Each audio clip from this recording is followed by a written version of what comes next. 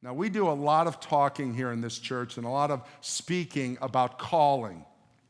I'm huge on this whole thing of calling. Can I give you just a very simple 6-word definition of calling by God or called by God? 6 words. It's all you need to know. It's huge in Colossians. It's in Ephesians later on. It's all throughout the Bible.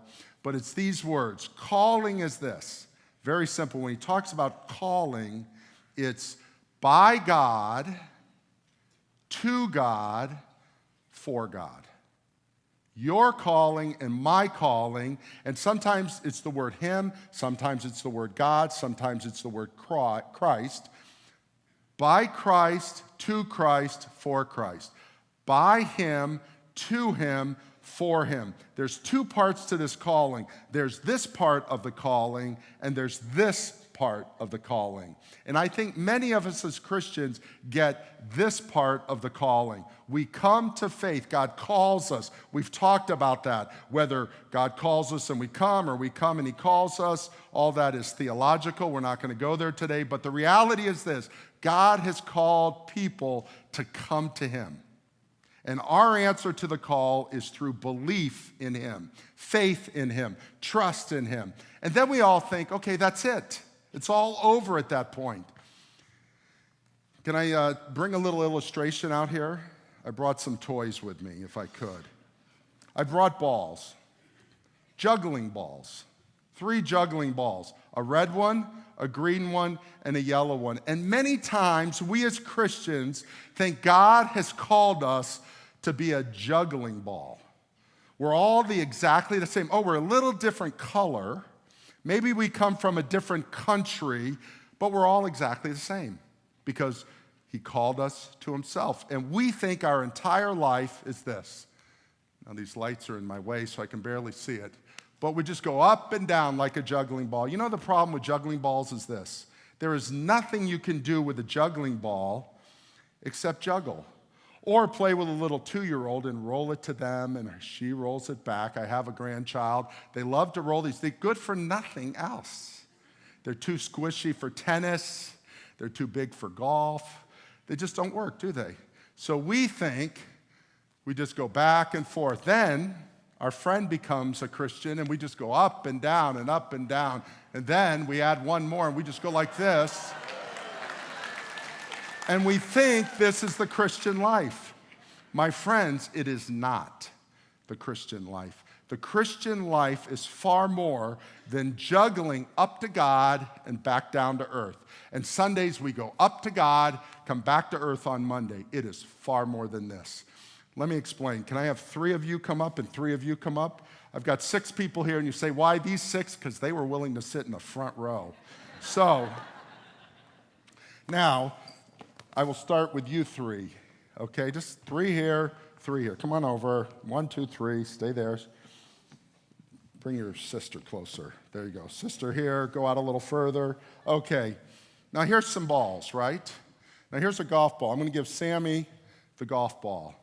Now, you cannot play golf with a juggling ball. It's different. Now, is a juggling ball better or a golf ball better? Well, if you're playing golf, a golf ball's better. If you're juggling, a juggling ball's better. Here's a tennis ball. We do not play tennis with a golf ball, do we? It's a different ball. Now, here is a girl's softball, so I'll give it to you. Okay? So here we have a softball. Now, which is better? The golf ball or the softball? Well, if you're playing softball, softball is better than a golf ball, right? Now, you guys go, well, those are all small balls. So let's get some big balls here. So I give you a soccer ball, I give you a football, and I'll give you the basketball. And again, which ball is better? I have the juggling balls, and the answer is they're all good. Why? Because if God has called, it's a metaphor, so let's not go real with this. If God has called you, he's called Bernhard Langer to golf, but he hasn't called me to golf. I golf, but I got to keep my day job on this. But if he's called you to golf, you got to be a golf ball. If he's called you to tennis, tennis ball. Now we look up here and we go, wait a minute, they're all different. This is big, but you know what's interesting is We have whole months. This guy, Pollockson, can say basketball is the best. Why? Because in America, we have a whole month dedicated to basketball. It's coming up in a couple weeks, right? What's it called? March Madness. But no. Mr. Torres here says, sorry guys, football's the best. Why? Because the most watched sport in America is what? The Super Bowl. And yet, no, Brad's going to say, but the most watched sport in the entire world is FIFA football, which is soccer. And she's going to say, no, because girls got to get involved and softball is the right thing. And he's going to say, no, because you can play golf and tennis, these two, your entire life, even with bad knees and bad backs. So which is the best? And I would say the best is whatever God has called you to do. And we sit here and we go, Bill, you've been called to be a pastor. You're called. No, I'm called to help you understand who God is. But I've also been called to go out in the world. See, we think we live two lives. We think we have this spiritual life here, and we have this physical life out there. So Sundays we come in and we juggle with each other. We all look pretty. You guys all look great out there in your reds and your yellows and your greens and your blues. But the reality is this: we live one life in two worlds. Yes, you have a world, a spiritual world that's here, and in your devotional life, you have a physical world that's out there, but it is one you.